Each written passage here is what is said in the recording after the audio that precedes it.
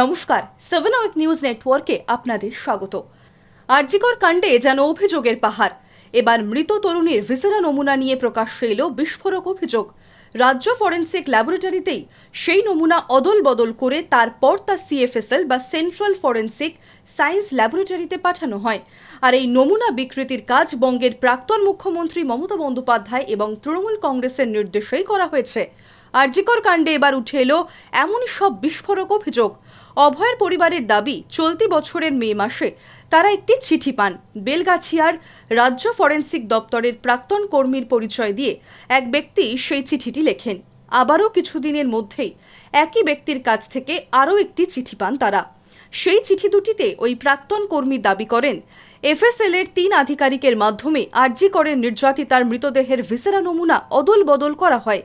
তারপর সেই নমুনা বিশ্লেষণের জন্য কেন্দ্রীয় ফরেন্সিক সায়েন্স ল্যাবরেটরিতে পাঠানো হয়। আর এই নমুনা বিকৃতির ঘটনাটি নাকি রাজ্যের তৎকালীন মুখ্যমন্ত্রী এবং তৃণমূল কংগ্রেসের নির্দেশেই ঘটেছে। অভয়ের পরিবারের দাবি, সিবিআইকে চিঠির বিষয়ে জানানো হলেও তাদের তরফে কোনো সদর্থক পদক্ষেপ নেওয়া হয়নি। সেই সঙ্গে উল্লিখিত চিঠিতে ভিসেরা নমুনা সংরক্ষণ প্রসঙ্গে আরও বেনিয়মের অভিযোগও করা হয়েছে। কি অভিযোগ রয়েছে শুনুন অভয়ের মা তথা পানিহাটির বিধায়ক রত্না দেবনাথের কাছ থেকেই। এটা একজন আগে কাজ করতেন সিএফএসএল, তিনি আমাদের একটা চিঠি দিয়েছেন যে সমস্ত যে এভিডেন্সগুলো কালেক্ট করা হয়েছিল সেগুলো মোটামুটি পুরো নষ্টই হয়ে গেছিলো।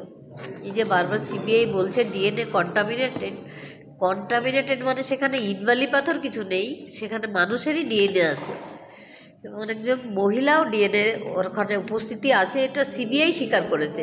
কিন্তু সেই মহিলা যে কে সেটা এখনও সিবিআই তদন্ত করে উঠতে পারেনি। এফএসএল যে চিঠি পাঠানো হয়েছে এতে কি উল্লেখ রয়েছে? এখানে বলা হয়েছে যে রিপোর্টগুলো কালেক্ট করা হয়েছিল, এভিডেন্সগুলো সব 4 দিন ওখানেই পড়েছিল, কোনো প্রিজার্ভ করা হয়নি। তারপরে যারা সেই ইয়েগুলো কালেক্ট করবে তারা কোনো গ্লাভস পরেনি, মানে এগুলো অগণিত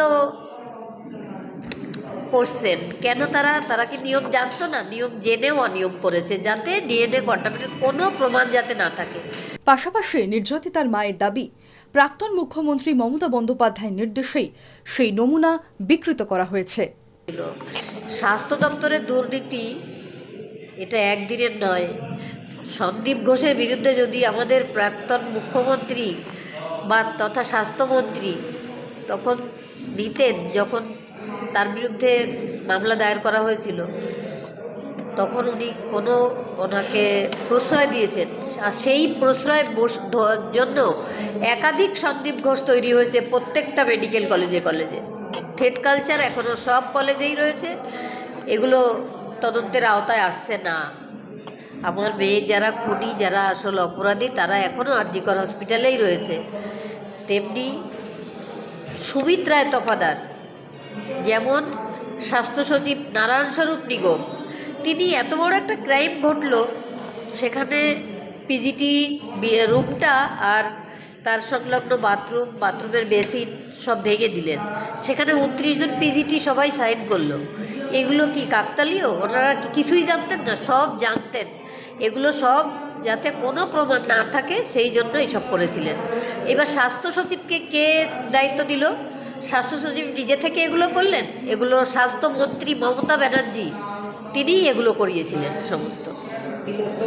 ভিসেরা স্যাম্পল নষ্ট করা হয়েছে বলে একটা অভিযোগ। হ্যাঁ, এটা আপনি প্রাক্তন মুখ্যমন্ত্রী নির্দেশেই করা হয়েছে, তার নির্দেশেই করা হয়েছে। কার নির্দেশ? ওই প্রাক্তন মুখ্যমন্ত্রী তথা স্বাস্থ্যমন্ত্রী তথা পুলিশ মন্ত্রীও তিনি, তার নির্দেশেই সব কিছু হয়েছে। এবং তার ভাইপোও ছিল, কার্তিক ব্যানার্জির ছেলে আবেশ ব্যানার্জি, সেও উপস্থিত ছিল, সেও আমার মেয়ের খুনের সঙ্গে যুক্ত। বঙ্গে বিজেপির সরকার গঠিত হবার পর আবারও শুরু হয়েছে আরজিকর কাণ্ডের তদন্ত। সম্প্রতি সেই তদন্তের স্বার্থে পানিহাটি শ্মশানে গিয়েছিলেন সিবিআইয়ের 3 সদস্যের প্রতিনিধি দল। জিজ্ঞাসাবাদ করেন শ্মশান কর্মীকে।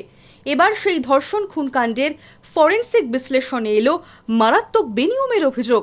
ইতিমধ্যেই চিঠি দুটি নিয়ে আদালতের দ্বারস্থ হয়েছেন অভয়ার বাবা মা। চিঠিতে যে বিস্ফোরক দাবি করা হয়েছে তার সত্যতা যাচাই করে আগামীতে আদালতকে নির্দেশ দেয় তার অপেক্ষায় দেবনাথ দম্পতি।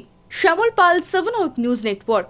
আরও বিভিন্ন খবরের আপডেট জানতে হলে 7 উইক নিউজ চ্যানেলটিকে সাবস্ক্রাইব করতে ভুলবেন না, কারণ আপনাদের একটা সাবস্ক্রিপশন আমাদের জন্য অত্যন্ত মূল্যবান। এবং সেই সঙ্গে আমাদের হোয়াটসঅ্যাপ চ্যানেলটিকে ফলো করতে এবং আমাদের ওয়েবসাইটটিকে ভিজিট করতে একেবারে ভুলবেন না কিন্তু। জয় Hind.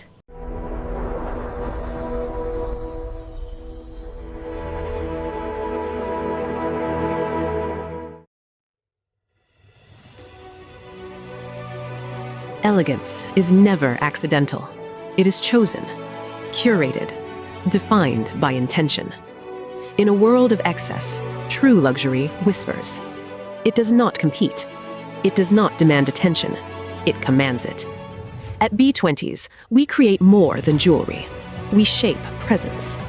Every curve is considered, every surface refined, every detail deliberate, crafted with precision, finished with restraint, designed not to overpower, but to elevate. Because luxury is not about display, it is about distinction. The quiet confidence of gold against skin, the subtle brilliance of light catching movement, the harmony between strength and grace.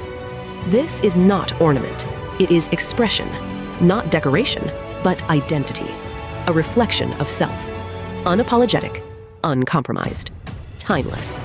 At B20s, modern elegance finds its voice without ever speaking.